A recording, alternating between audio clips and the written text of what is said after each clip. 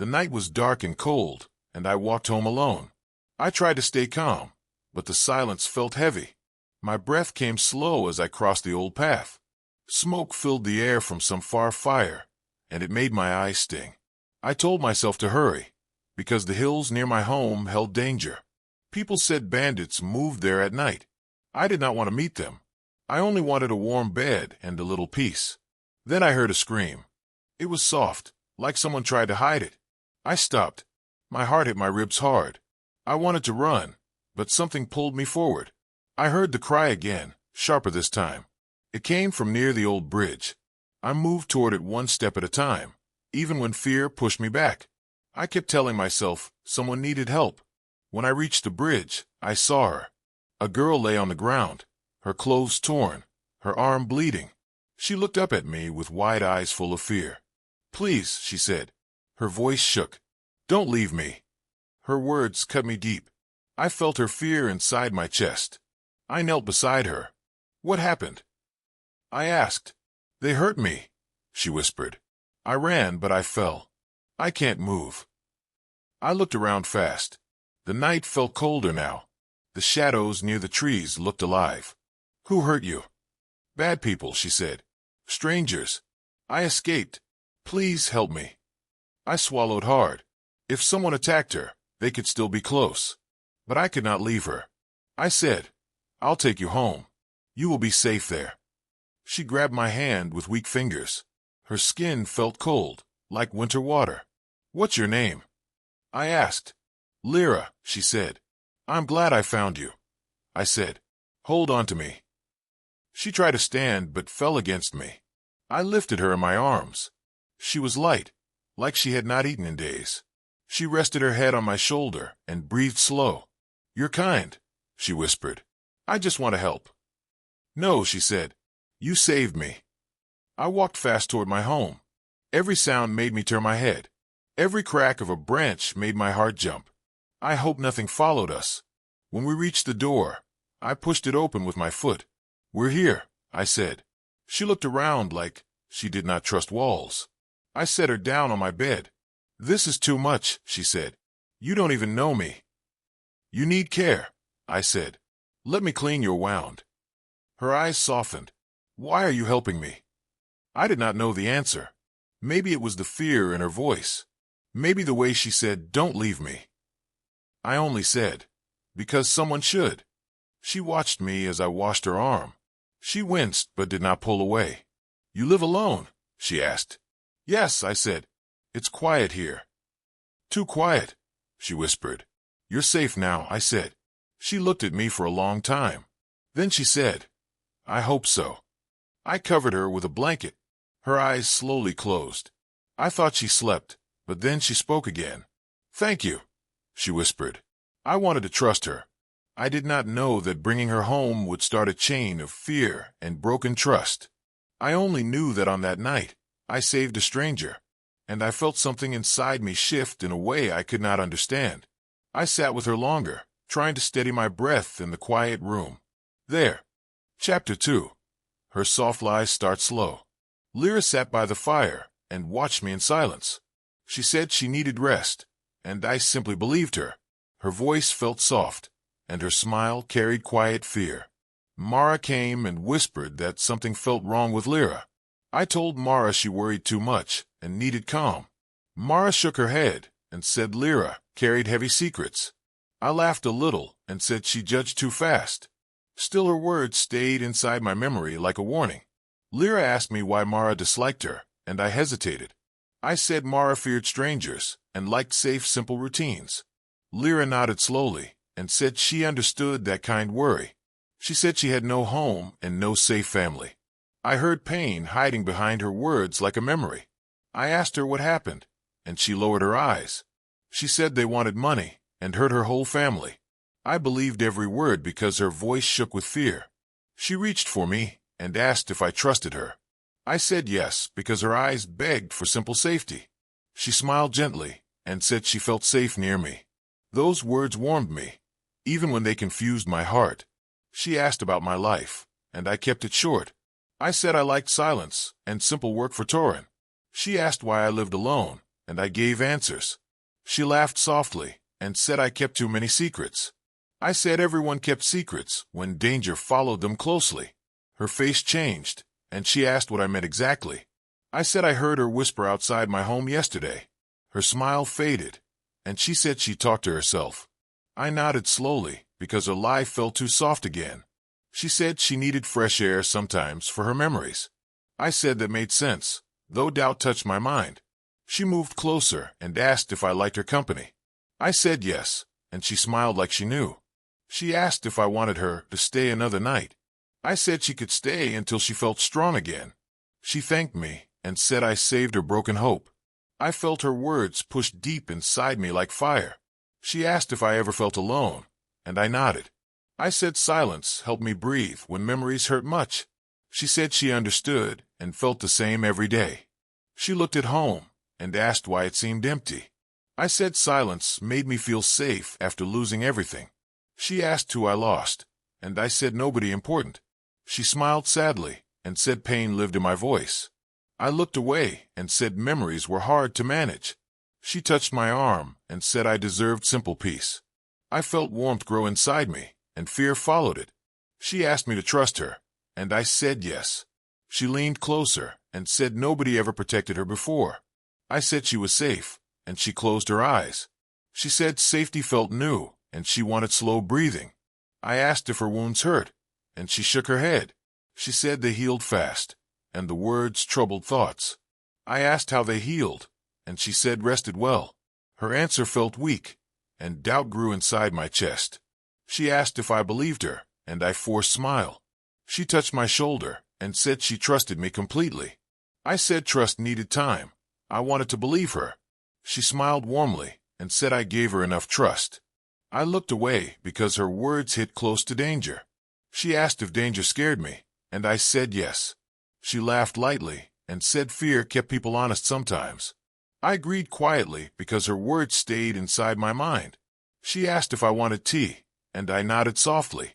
We sat together, and silence wrapped us like safe night. She said moments felt warm, and I agreed with her. She leaned closer and asked if she could stay longer. I said she could stay because I begged for peace. She smiled again and said she needed my help tonight. I agreed blindly because her lies held my breaking heart. Chapter 3. The Brother Who Hated Me on Sight. Rhett came to my home at noon, shouting Lyra's name. I stood in the doorway and tried to calm him down. He pushed past me and said I had no right. I told him to stop, but he kept shouting at me. Lyra stepped behind me and grabbed my shirt with shaking hands. She said she feared him, and she needed my help. Rhett looked at her like he wanted to break something. He pointed at me and asked why I hit his sister. I said she came injured, and I only gave her safety. Rhett said I was a fool who trusted any sad voice. I told him to lower his voice because Lyra needed rest. He laughed and said she always played weak to trap people. I felt heat in my chest and told him to leave now. Rhett stepped closer and said I did not know her truth. Lyra cried softly and begged me not to trust his words. I held her hand and told Rhett she stayed until she healed. Rhett said healing was a joke, and she fooled me again. I asked him what he meant, but he refused to explain. He said her lies grew like fire and burned everyone near her. Lyra shouted at him to stop and called him cruel and blind. Rhett said she hurt their family and left them in darkness. I asked why he chased her if he hated her so much. He said hate and love sometimes felt the same when pain stayed long. Lyra cried again and told me she wished he vanished forever. Rhett stepped back and said she always twisted every simple thing. I told him to leave, or I would call Captain Vale. He stared at me like he saw a lost child in danger.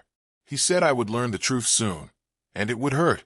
After he left, I locked the door and let out a breath. Lyra hugged me tight and said she feared his return again. I brushed her hair back and asked why he hated me. She said he never liked men who tried to help her. I asked if she wanted me to speak with him tomorrow. She said please don't, and her voice shook like thin glass. I told her I needed truth, not fear and half-told stories. She said she would explain later, but not that night.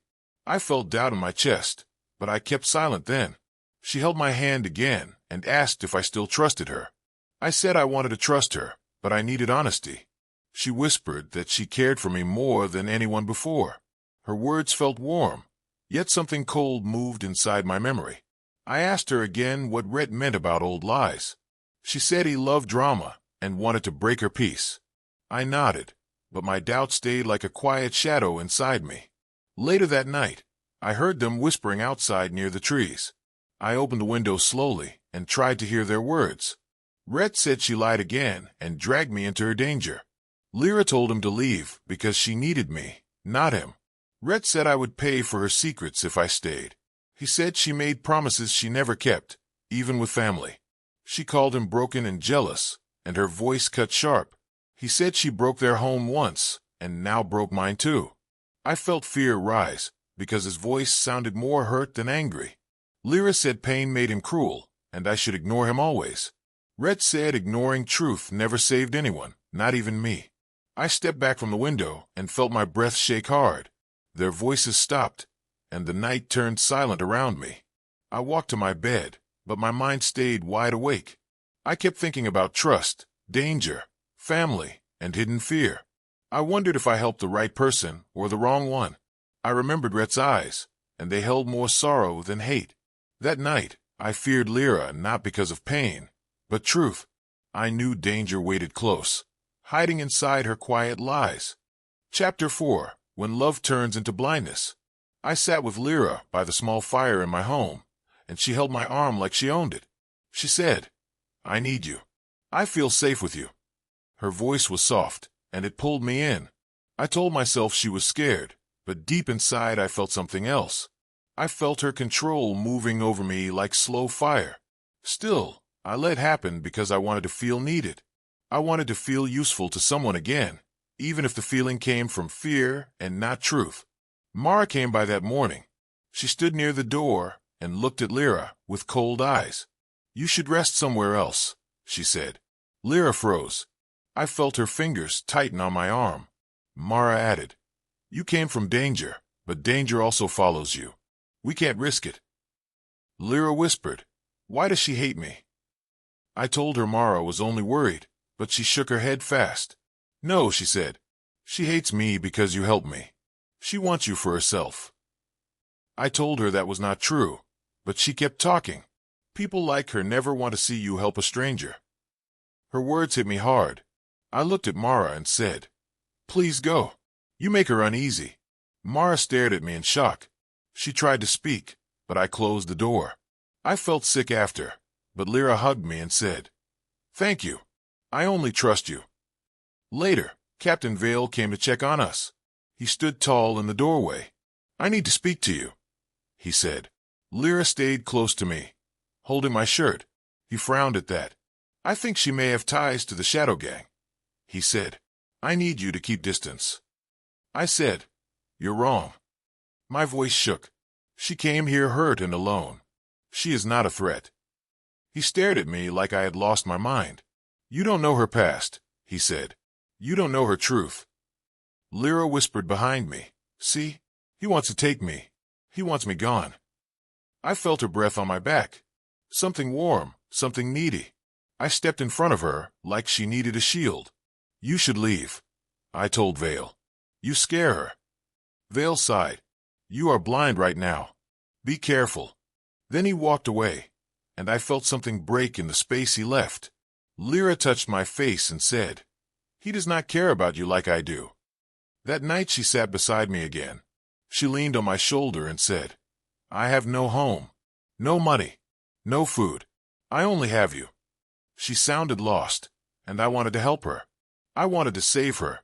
But every time she spoke, I felt her hands go deeper into my thoughts. She said, "Promise you will keep me safe." I said, "I promise." She smiled like she had won something. We sat in silence, and I felt her head on me. She said, "Tell me I am not a stranger anymore." I said, "You are not." I felt heat in my chest. I felt trapped and needed at the same time. She said, "Tell me you will not let them take me." I said, "I will not." I gave her everything in that moment. My trust, my home, my time.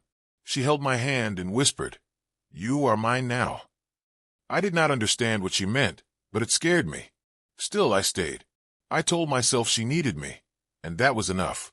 Before she slept, she looked at me and said, "People will try to break us. Do not listen to them." I nodded like a fool. I believed her because I wanted the feeling she gave me. I wanted to feel important, but when she closed her eyes, I sat in the dark and felt a cold truth in my chest. I felt like I had given her too much. I felt like I had lost something of myself. I did not know then that I had given away my safety, my home, and the last pieces of my common sense. I felt empty. Chapter 5, The Setup. The night broke me in ways I never saw coming. I stood in my small home with the fire low and the silence heavy. Lyra sat on my bed and looked at me with soft eyes. She said, "Come here." I moved without thinking. I felt her hand on my arm, warm and gentle. She said, "Do you trust me?" I said yes, even though my fear pushed at my chest. She smiled like she owned my breath. Then she pulled me close and kissed me. It was a slow kiss, a sad kiss, a kiss that felt like a promise and a warning. I did not understand it, but my heart felt full and weak at the same time. When she pulled back, she touched my face and said, "I need you." My heart shook. I said, "Tell me what you need." She said she had to leave the village before night ended. She said strangers hunted her. She said she could not go alone. I asked why. She said, "I only trust you." Her voice broke. She made me feel like I was the only safe place she had left. I wanted to help her. I wanted to be her courage. I wanted to believe every word she gave me. Then she said something that should have stopped me. "I need you to carry money for me," she whispered. "I cannot be seen with it." I asked, "Why money?" She said she saved it for escape. She said it was all her hope. She said she had no choice. I believed her lies. I held the small bag she gave me. It felt heavy in my hand, heavier than gold should feel. I did not know it belonged to Torin. I did not know it was stolen only hours before. I did not know I was already trapped. We walked toward the back road. The night felt tight around us. Lyra kept close to my side. She said, "Stay near me." I said I would. She said, "If something happens, run." I said I would not leave her. She looked at me like those words hurt her. Maybe they did.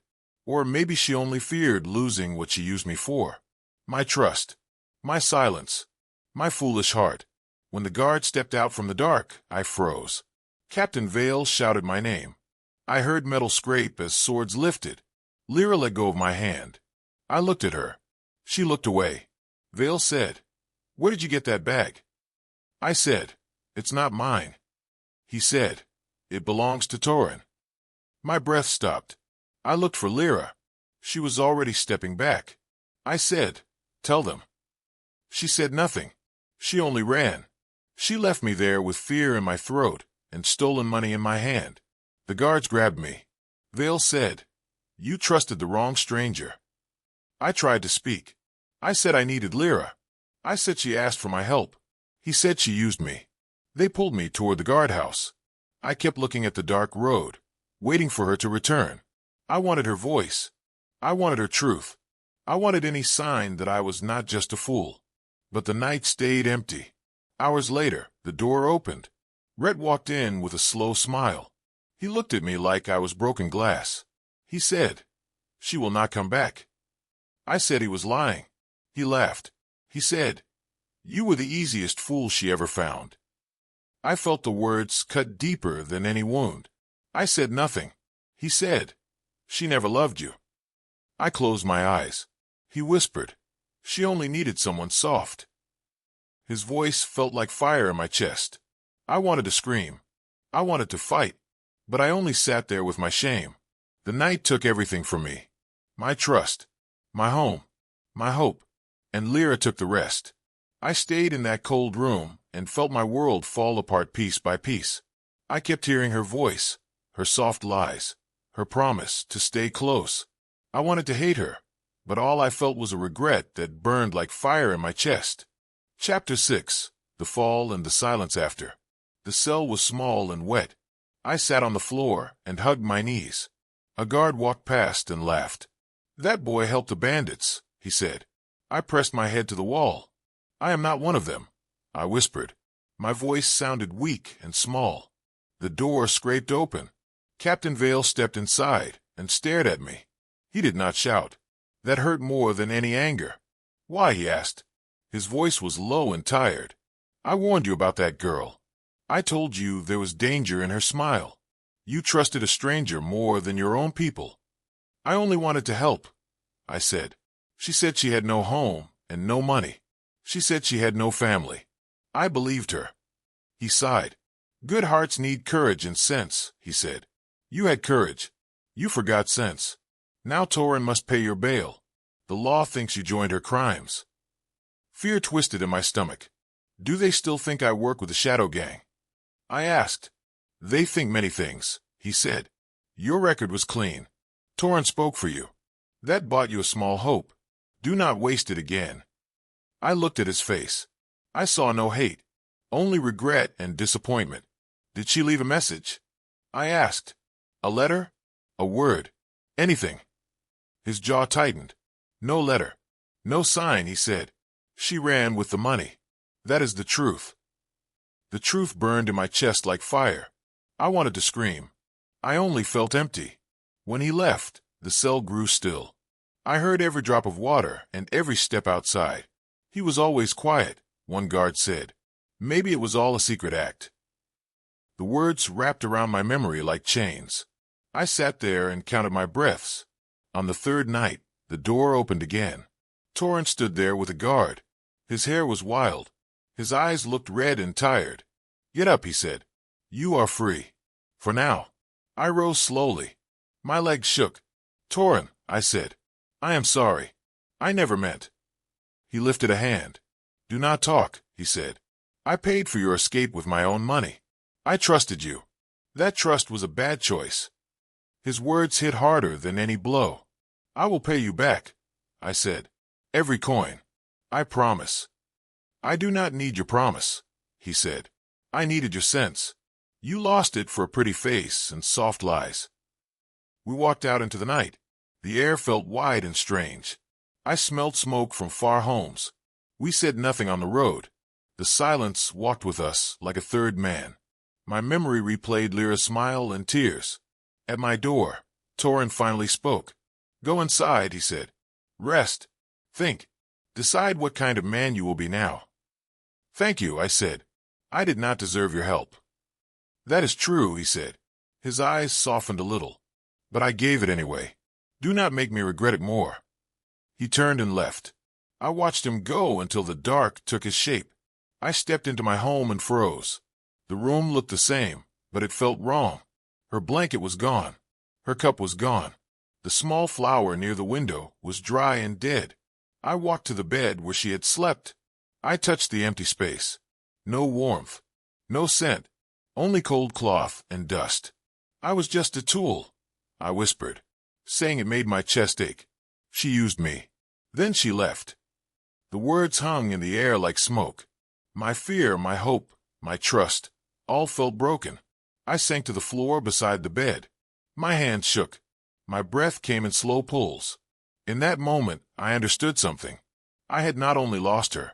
I had lost the boy who believed every tear and every soft word. The silence after her lies was louder than any scream. Pain sat on my chest like a heavy stone there. I closed my eyes and stayed on the floor. Night moved outside. Inside, only shame kept me company. Chapter 7. What I learned from losing everything. I woke with dust on my mouth and pain in my ribs. I tried to stand, but my legs shook. I fell again and hit the ground. I heard a door open. A soft voice said, "Hey, can you hear me?" I looked up and saw Erin. She ran to me and held my arm. "You need help," she said. I tried to speak, but my breath broke. She pulled me into her clinic and closed the door behind us. The warm light made me feel safe for the first time in days. "Sit here," she said. "Let me check your wounds." I nodded. I did not have the courage to say more. She touched my ribs. I cried out. "It's bad," she said. "Who did this?" I shook my head. I did not want to say her name. I did not want to say Lyra again. The word felt like fire in my mouth. Erin cleaned my wounds. You look tired, she said. You look like you carried the whole night. I laughed a little. I guess I did, I said. I guess I carried the wrong person. She looked at me with calm eyes. Talk, she said. Let the truth out. You need to breathe again. So I told her everything. I told her about the home I shared with Lyra. I told her about the silence we had at night. I told her about the sweet lies that felt soft on my skin. I told her how I trusted her more than myself. Erin listened. She did not judge me. She did not look shocked. She just nodded and said, "Keep going." I told her about the stolen money. I told her about the trap. I told her how the guards took me like I was a criminal. I said, I thought she cared. I thought she needed me. My voice shook. I felt broken again. Erin put a warm cloth on my ribs. You were kind, she said. Kindness is not a sin. But it made me blind, I said. No, she said. Pain made you blind. I looked at her. What do you mean? She sat in front of me. People who hurt carry old wounds, she said. Old wounds look for comfort. Sometimes they find the wrong person. Sometimes they trust the wrong voice. It doesn't mean they are weak. It means they want peace. Her words hit me harder than the guards. I felt my throat close. So I wasn't stupid. I asked. No, she said. You were human. I covered my face with my hands. I hate this feeling, I said. I hate the fear. I hate the memories. I hate the way my heart still wants her. She touched my shoulder. Healing is slow, she said. You need time. I nodded. I thought I was angry at her, I said. But I think I was angry at myself. I let her lie to me. I let her use me. That happens, Erin said. It happens to people with big hearts. I sighed. I don't want a big heart anymore. She smiled. You can't run from it, she said. But you can protect it. I looked around the small clinic. The room felt simple and warm. The air smelled like herbs and hope. Why are you helping me? I asked. Because you needed help, she said. Because someone had to say the truth. She sat beside me. You can heal. You will heal. But you must let yourself feel the pain. I took a deep breath. It burns, I said. That means you're alive, she said. We stayed silent for a moment. Then I said, I want to stand again. I want to move on. I want to make a new choice. She nodded. Good, she said. That's the first step. And for the first time since I lost everything, I felt like I was taking it. I looked at my hands and felt a slow change. The pain was still there, but it did not control me now. Erin said I could grow again, and I believed her. I was hurt, broken, but I was still here, still alive right now. Chapter 8. The Return of the Ghosts. I heard the clinic door open slowly that night. I looked up from my bed in the corner. I felt my breath stop for a moment. I saw Lyra walk in with weak steps. I saw blood on her arm and neck. I saw fear in her eyes again. I said her name, but my voice shook. She said she needed my help now. She said she had no place to go. She said her home was gone in fire. She said her family tried to kill her tonight. I asked her why they did this. She said Rhett wanted her dead for a secret. She said she could not speak it yet. I felt old fear rise inside my chest. I told her to sit on the bed. I told her I would clean the wound. I washed her arm with slow hands. I tried to stay calm, but my heart hurt. She watched me with tired eyes and soft breath. She said she missed my voice. She said she missed my home.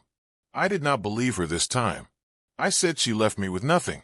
I said she used my trust for money. I said she broke every promise she made. She closed her eyes and said she knew. She said she carried that regret each night. She said she came back because I was safe. I did not want to hear the lie again. I asked her to speak the truth now. I asked why she came to me first.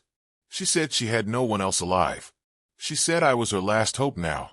I felt anger burn inside my chest. I felt pain rise like an old memory. I said she only returned for a hiding place. She said I was wrong and right together. She said she needed safety, but also me. I shook my head because it hurt deeply. I said she did not know me anymore. I said I changed after the betrayal she made. She reached for my hand with slow fingers. I stepped back before she could touch me. She looked like my rejection cut her deeply. She said she did not come to hurt me. She said she wanted one more chance today. I asked her what chance she wanted now. She said the chance to stay alive tonight. She said Rhett would come for her soon. I felt cold air move through the room. I remembered her lies like sharp glass. I remembered her smile before the trap. I remembered the cell and the silence. I asked her if she ever loved me. She stayed quiet for a long moment there. She looked away like truth burned her lungs. She said love was dangerous for her life. She said she hid behind lies to survive. She said she did not know real love. I felt her words stab my chest again. I said she should leave before dawn came. I said I would call Captain Vale. I said he would guard her better than me. She said Vale would lock her in chains. She said she needed freedom to escape Rhett. She begged me not to call his name. I felt torn between fear and old trust. I said I could not save her again. She cried softly and said she understood that. She said she would walk out after sunrise. I watched blood drip from her shoulder again. I took a breath and walked toward her slowly. I cleaned the wound with slow, steady hands. She looked at me like I was hope. I said nothing because words felt heavy.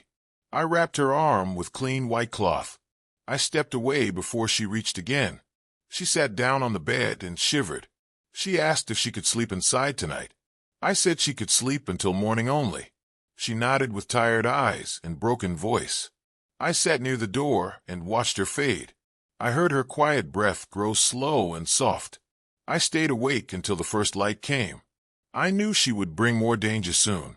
I felt the old fear sit heavy on my heart that long night again. Chapter 9, My Choice, Not Hers.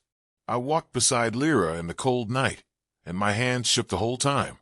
She kept saying, "Please don't do this. I need you. I promise I will tell the truth." But I did not believe her. I felt her words hit my chest like stones. I felt the old fear grow again, but I kept going. I told myself that this time I had to protect my own life. I had to stop being the soft man she used like money in her pocket. She held my arm and cried, "You trust me, right? You still trust me?" I said, "I can't trust you. Not now." My voice broke, but I did not stop walking.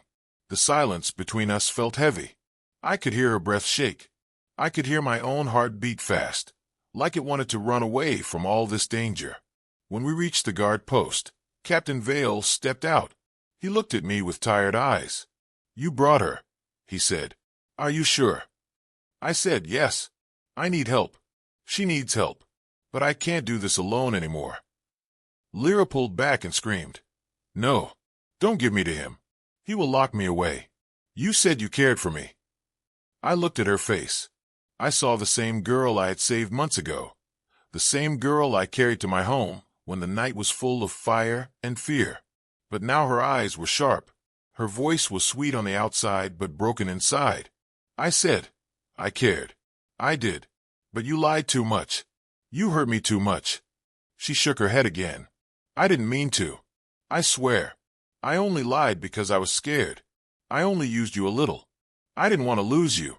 Please, please don't do this to me." Captain Vale said, "Lyra, calm down. We want to keep you safe. But you must answer for what happened." She yelled, "I didn't do anything wrong." I whispered, "You did.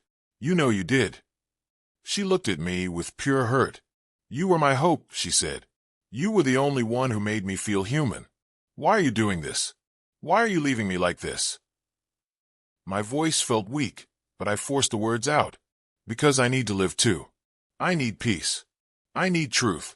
I can't let your secrets destroy me again." She tried to grab my hand, but I stepped back. The choice cut deeper than any wound. She said, "So that's it? You choose them over me?" I said, "I choose myself." Captain Vale signaled 2 guards. They walked to her slowly, like they feared she might run. She cried and begged me again. "Say something. Say you still care." I said, "I care. But I don't belong in your world. And you never tried to belong in mine." The guards took her arms. She didn't fight. She just looked at me like she saw a stranger. That look hurt more than her lies. Vale said, "You did the right thing. She will be safe now." I said, "I don't know if I did the right thing. I only know I couldn't carry this fear anymore. He nodded. Go home. Rest. You've been through enough. I walked away from the post. My steps felt heavy, like my legs were made of stone. The night air felt cold in my lungs. I thought about her final scream, her final look, her final promise. I wondered if she ever loved me at all. I wondered if I was just a tool she used to escape her past. When I reached the road to my home, I stopped and looked back. The guard post light glowed like a small fire in the dark. I felt a sharp pain in my chest, like something inside me cracked for the last time. I whispered to myself, this was my choice, not hers. And for the first time, I felt free. I kept walking through the silence, feeling the night press on my skin. I knew the road ahead would be long, but it felt mine. Chapter 10. When the Heart Finally Understands. Days passed before I felt calm again. I tried to work, but my mind stayed heavy. I kept thinking about home, silence, and memory. I tried to forget her voice, but it stayed in my breath like smoke. One evening, Torin came to my door and said, "You got a letter." I took it from his hand. My fingers shook. I knew it was from her before I even opened it. I read the first line, and my heart slowed. "I am sorry," she wrote. "I used you. I hurt you. I never meant to, but I did." I sat down on the floor. I felt the pain rise again, but it was softer now. I whispered, "Why now?" Torin asked if I needed help, but I said I was fine. He left me alone with the letter and the old fear inside me. I kept reading. She said she learned lies before she learned love. She said money, danger, and shadow were her home. She said trust was something she never understood.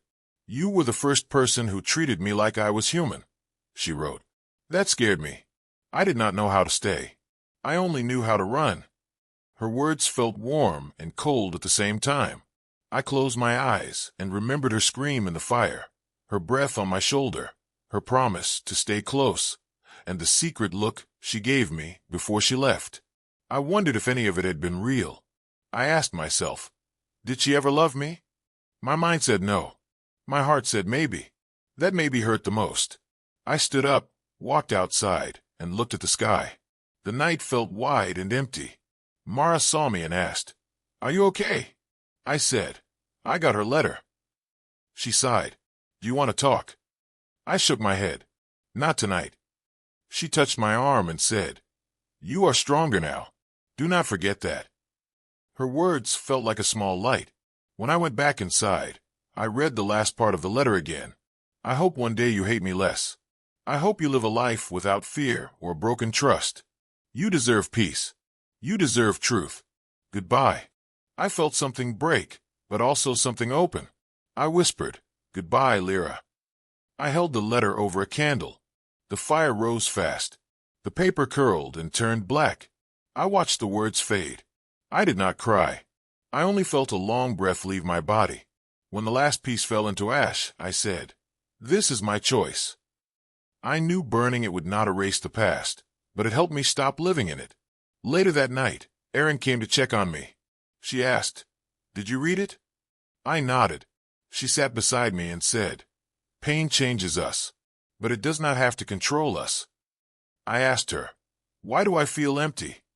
She said, "Because you gave someone your heart, and they gave it back too late." Her voice was soft. I thanked her for staying. Before she left, she said, "Do something for yourself tomorrow. Something small. Something kind." Her words stayed with me until morning. When the sun rose, I walked to the river. I watched the water move fast and clear. I felt the silence in my chest shift. I said to myself, I survived. The wind touched my face like a gentle hand. I closed my eyes and let the air carry the last of my regret. I knew I might never forget her. I knew I might never forgive her. But I also knew I was not lost anymore. I was still me. I still had choice, hope, and courage. I walked back toward home with a steady breath. For the first time since she left, I felt light.